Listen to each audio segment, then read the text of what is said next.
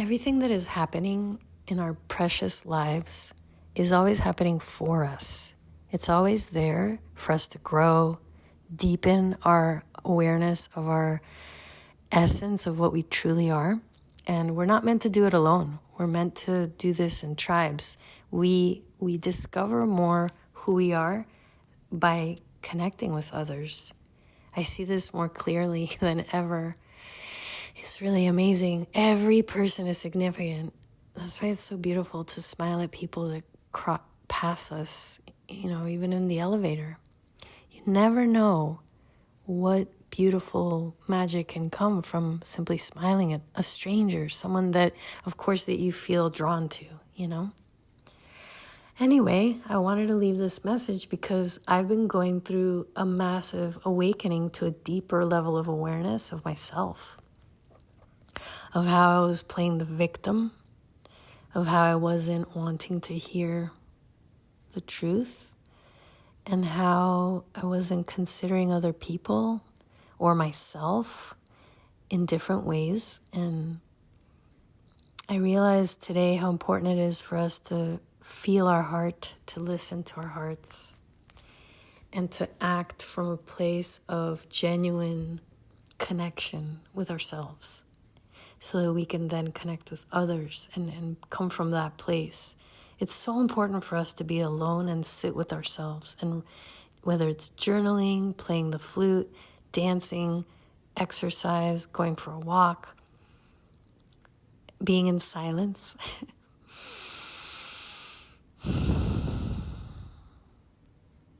These are ways of loving ourselves.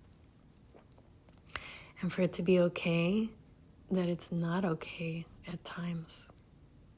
That we're not okay, and that we don't have it all together, that we are sometimes afraid, and sometimes all the spiritual practice is thrown out the window, and we allow our ego to take over. What if everything is okay? What if, just coming back to our breath, I think that helps me the most, is just pause and silence, breathe,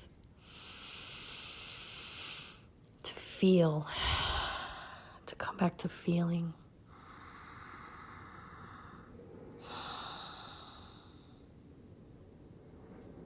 And so I pray for God, Creator, Source, the wisdom inside me to guide me in my next steps as I embark on 2025 with everyone. For me to continue to receive the gift of creation, creative life force energy, and share and inspire, and begin with being inspired and sharing with my beautiful self. And to remember that we are so powerful. I'm very motivated to make my own vision board and pick pictures and just look up different images. If you would tell me you can create your life exactly as you want it, because that's the truth, what would it look like? And that's what I'm proposing for everyone today, is to make the time, you're so divine, to close your eyes and be with your heart and lean back and lay down and breathe. And remember that you are God, Creator, Source, powerful, that you are made from God, Creator, Source. You are of that same force of creation. Somebody said to me, you are God. What do you want? What do you really want? And it's almost like I feel, wait a minute, God is supposed to tell me what God wants from me, because I'm living in service. I'm living surrendered. And that's something that I've been doing my best to practice and just ask, what would you like me to do, God? Show me. Bring it to me. I'm listening. I'm here. And what I'm getting as a message through other humans that are telling me I'm God, that we are all gods and goddesses, that what if I do make my intentions, right? What if I could be giving some input to co-creating with God, with the universe, that is what I am from. So I'm gonna tap into that before the year is over right now and reflect more on a co-creator. We're all co-creating after all of us.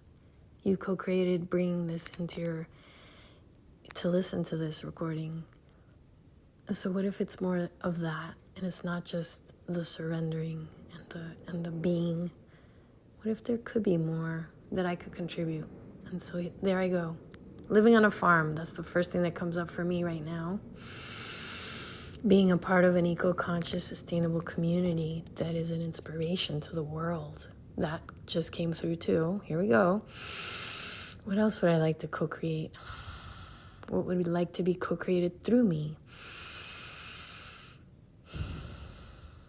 Oh, wow. The ultimate would be some type of school where children can be in nature and learn. Imagine learning about math, adding and subtracting papayas or mangoes, or planting seeds. How cool would that be? And another would be being in a group where we sing and play music and inspire. Sound healing is a big part of my life. And traveling. I love traveling. I love visiting new places and just sharing love. It's so simple. Cultivating love, deeper connection for singles and couples experiences. And that's pretty much the ultimate. So simple. And just really, how can we amplify more love? How can we create more experiences for people where we're really expanding in love, acceptance, compassion, forgiveness, fun experiences, playful experiences. And a lot of it is in nature, outside, or using nature like essential oils, roses, plants, herbs, cacao. Cacao is a big part of it. Being in the water. I love the ocean. I love the jungle. I love the mountains. I love it all. I think I have yet to be in a desert, but that'll be in Egypt probably. So I'm sending so much love. If you got this message, I'd love to hear what your visions are, whether you want to leave me a voice note or whether you want to respond and comment down below. TEDx talk, maybe even collaborating for some type of podcast. I love working with couples. I love sharing Tantra for couples. Couples retreats, like in Machu Picchu, Thailand. I love Thailand. And just, I would love to also share sound healing in churches, temples, sacred places. I love singing, toning with sound healing and facilitating those experiences for people to connect more to their creative life force energy with Tantra, while we're also sound healing. More of that. So if anybody would like to collaborate with me, or you have a location where you'd like me to offer a retreat or offer a service for you, your partner, your family, I'm leaving this on my YouTube channel because I want to see what we can co-create. And this is how it works. So if you ran into this audio, maybe there's a reason, right? And of course there is. I hope it inspires you. And I know that this is how miracles happen. Unexpected new connections might arise from this recording. And that's how powerful our words are, our intentions. My wish is to simply be love. That's my mission. For me to be love. For me to be so much more loving than ever to myself. Because I definitely have been hard on myself in the past. And I perfectly was, so that I can support myself in being even more of my own best friend and my own cheerleader, and lifting myself up when I feel down, which today I have to say, wow, I was feeling some emotions. You know, my dad's in hospice right now. My mom passed away in September last year. It's the holidays. And I just have so much compassion for everyone because, I mean, people are racing to get gifts. Miami's been a little crazy. And here I am with myself having the best evening ever. And I know my mom's with me all the time. So if people are seeking support with grieving, or you just want to really learn how to love yourself in the most beautiful way, I can definitely guide you and create an environment for you to be free to release everything that's not love in your body and to process everything that is not love in your body. The shame, the guilt, the blame, the anger, the fear, the frustrations, the resentments, the bitterness. The Alpha method, the approach, it basically teaches us how to cultivate a garden of love in our own physiology and amplify the science of love. And from that amplification, things just can't live anymore inside you because there's so much love. And if you want to be trained in this approach, 2025, reach out to me. I would love to share with you the training, the apprenticeship, and we can co-teach, co-facilitate when you're ready. So I am here, stronger than ever, having had the toughest year ever. Dun, dun, dun, dun, dun, dun, dun, dun, dun. I hope you enjoyed this recording. This is the latest where I'm at. And a part of what I want to share also on my YouTube is very raw and real vulnerability, the real life. So like rather than think I'm an expert of anything that you need, I can only really share the expertise, of course, of the science of love, the science of healing. I know that. But more than ever, I see how coaches, guides, facilitators, shamans, teachers, how we show up, how we live. I think that's the greatest bio, the greatest way of understanding what kind of a teacher someone is. So I wish to live what I preach and teach. I wish to live it.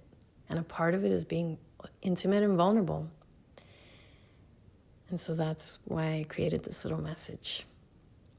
And thank you for subscribing to my YouTube channel. Share it with a friend if it benefit you in any way.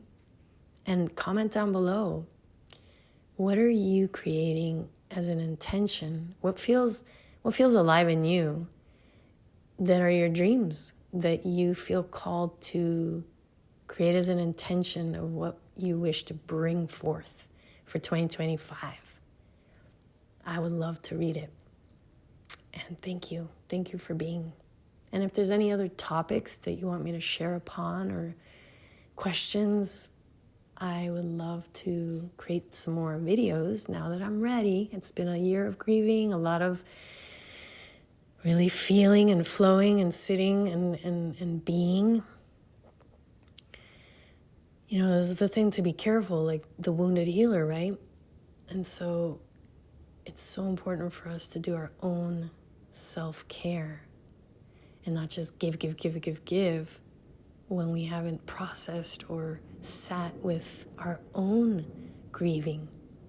And so I'm so grateful I could make my own schedule. I can't even imagine how it must be for people that have 9-to-5 jobs and have to go right back to work right after their family members pass or their parents or their children. So there's a grief meditation that I'm going to put as the after this, because we're also grieving this past 2024, right? And it's wonderful to reflect on what did I learn from 2024? What happened? And then what will I bring that wisdom into 2025? So I look forward to read some of the shares and comments down below, and I hope it inspired you. And thank you for listening. Lots of love. From my heart to yours.